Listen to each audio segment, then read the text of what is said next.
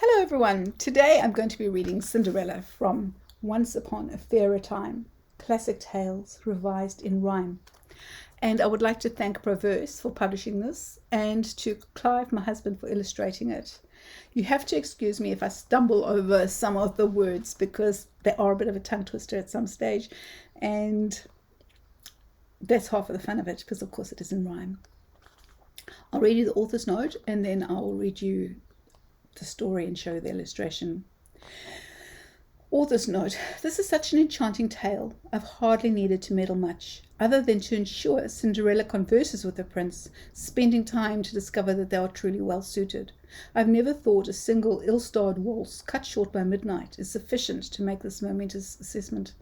I've also revealed why Cinderella is so wonderful, an element often glossed over or accepted as canon in traditional renditions.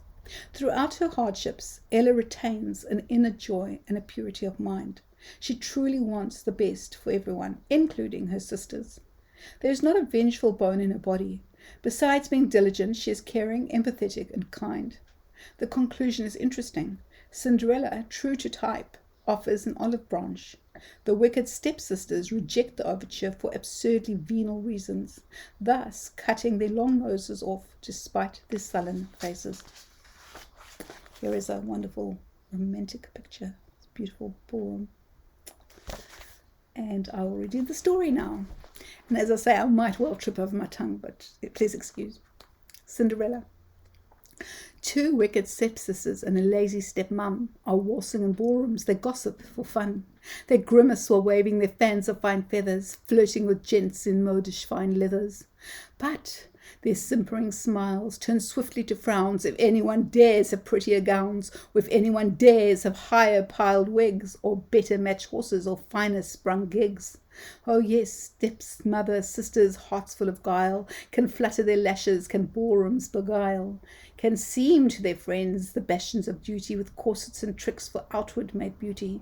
But though they are painted and patched, tweaked and hoop-gowned, the word in the street, the gossip aground, is that they are ladies of vice, not very nice. Mothers and daughters will cheat as they dice. Mothers and daughters will sneer at the poor. Self-centered they are, self-centered for sure. Things were different once. Before stepmother and those daughters, a merchant owned fine mansion quarters. A merchant with a sunny child, vivacious, kind, with locks so wild she defied most combs or brush or style, was helpful, loving, kind and good, spreading joy as children should. But where is she? Good question.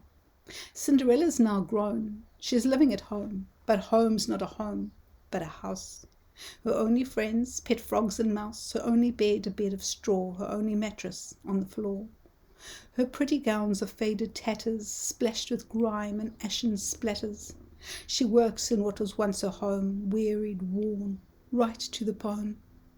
She carries water, fills the hearth, clears the snows from cobbled path, lights the fires, tends with care her sisters' needs, their wigs or hair. She mends and patches, fixes thatches, lights the candles, wicks and matches, hunts for tinder, stores the sticks, waxes wood and stacks the bricks, stitches, weaves, mends and makes petticoats, for goodness sake. Not for her, she has her own, but for her sisters, as they moan, they haven't any new and pretty, tens too few, a crying pity.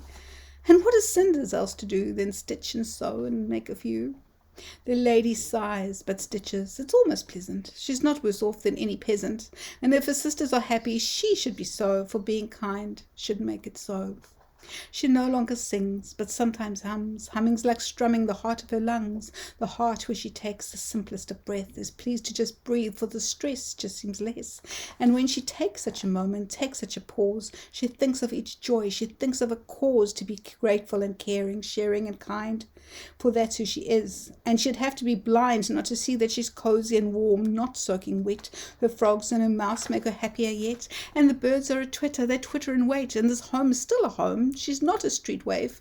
And there's so much to feel, so much to do, if she wants to help people and wants to be true to the Ella she is, not the Cinderella they see. So Ella finds cheese for her mouse and a pond for her frogs. She helps a young boy all laden with logs, for a load is much lighter when it simply is shared, and a heart is much brighter when someone has cared. She finds a penny for luck, then gives it away, so more can have luck on this lucky fine day. She tends a bird with broken wing, the chimney sweep a tiny thing. She drapes in blankets she can share, there's more than one, so one is spare. And when a sooty smile appears, there's sunshine there to last for years. Gruel is fine, she finds, without too much bread. She saves a few slices for people instead. People who labour with pails on the head or bring in the milk when the world is abed. Children who shiver and shake, tremble and quake, for when trees lose their apples there's nothing to take. And unless they dare steal, where is their meal? Ella can feel their wretched ordeal. Such pleasure to please, it brings back her smile. She'll walk a fair mile to lessen a trial, and helping is healing, she's known for a while. Now, in a castle, in a much finer city, where the streets are paved gold and everything's pretty, there lives a prince. The prince needs a wife to one day be queen, but the ladies who've curtsied, the ladies he's seen, all seem to him so terribly mean, or boring, or vacant, or nothing but vain. They flatter their lushes, but that's not the same as being plain nice. Is that too much to ask? The king has proclaimed he's quite set on this task, but seeking a princess is a stress he quite hates. So a ball is announced with goblets and plates, a ball so each lady can be viewed in one night, hopefully solving this miserable plight. Hear ye, ladies all, Thursday night's the royal ball. All are welcome, do not tarry, the prince will dance, and surely marry. Well, the ladies were a blush and a twitter, a fan and a flitter. So much gold was sold, so much bronze and bright glitter. The seamstresses seamed, the stables teemed, wigs were jewelled and buckles tooled. Oh, there's nothing like it.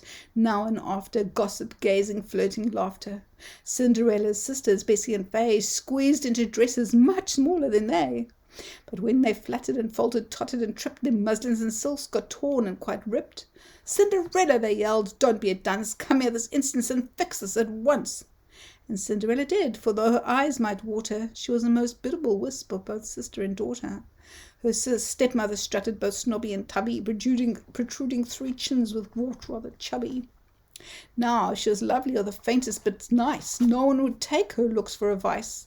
But she was not very nice, not one little bit, so she can't help but stare. Yes, stare for a bit, but not Cinderella, she never would dare. Her manners were perfect and fair. So she helped and she stitched, she fetched ribbons and lace, until her sisters were ready, left home without trace. Now, once alone in her lonely own home, she brushed away tears, whispering wishes and fears. Her frogs croaked and her mouse squeaked. Such friends they were, such friends and sweet. But she wished just for once to have it all. Just one night, forget this all. Just one wish, to dance at ball. Oh, how rarely our wish is heard by another. But lo, like magic, a fairy godmother. Ella, dear, as rivers flow, to this ball you'll surely go. How very kind you are, stammered the girl, but I have no gown, no carriage gold, no horses, jewels or curls untold, no footman fine, or even shoes. I cannot go, I must refuse. But with a twinkle of laughter and a twinkle of eye, the godmother coaxed, oh, please, let me try. She waved her wand and her frogs became men, frogged in gold braids. She was quite taken with them. And the mouse and his friends and his cousins by marriage became horses to fasten the bright pumpkin carriage. And Cinderella became Ella, a princess in truth, with tiara and crown and glass slippers forsooth. And the ball, which had seemed an impossible dream, was really quite near, and Ella was keen. Thank you, she said, but her words were unsteady. I can't thank you enough, for now I feel ready. The godmother smiled. It's a pleasure, my dear. I've saved up my magic for nearly a year, but you must remember, you must get this right. Leave the ball when the clock in the hall strikes the first striking stroke of the 12 of midnight.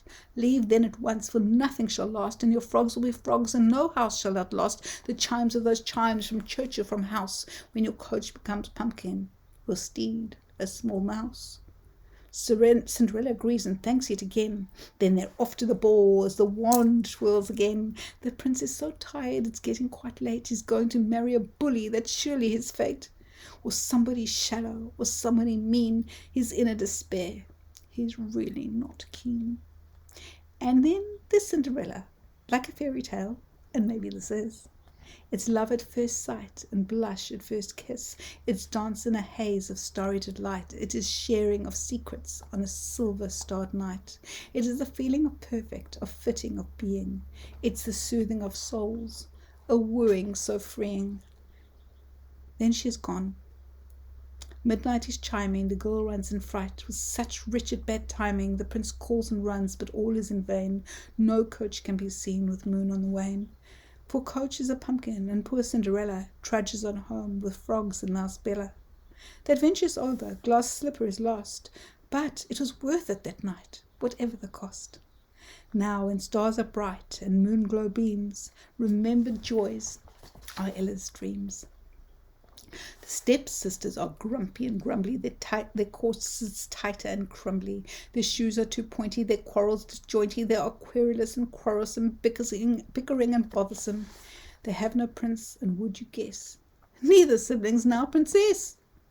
Well, to cut a very long story short, the prince refused to marry any other with the beautiful girl in silk-white glove, the lovely person he'd come to love, and thankfully she's left behind a slippered clue for him to find.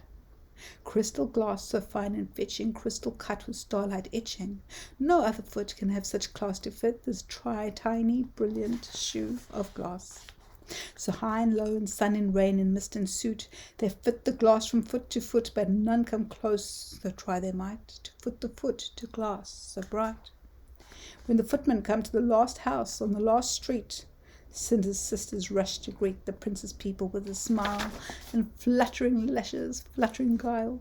Their feet are so huge it's hardly a breeze, but the silly girls continue to squeeze until the footmen feel less need to flatter, for precious glass might truly shatter. Is there no one else in your home? Oh, no, we're quite alone. But the mouse squeaked as the sisters screeched, and the frogs jumped out from the curtain, where Cinders was waiting, quite hidden for certain. And the rest, of course, is history. For the glass fitting was perfect, and the mystery of who was the sweetest in all the world was swiftly and deftly and simply unfurled as Godmother twirled, and Cinderella became Ella. And the frogs and sweet Bella went on to live happily ever after, in a castle of kindness and a palace of laughter. P.S. The sisters and stepmother were invited to tea, but they turn up their noses at anything free.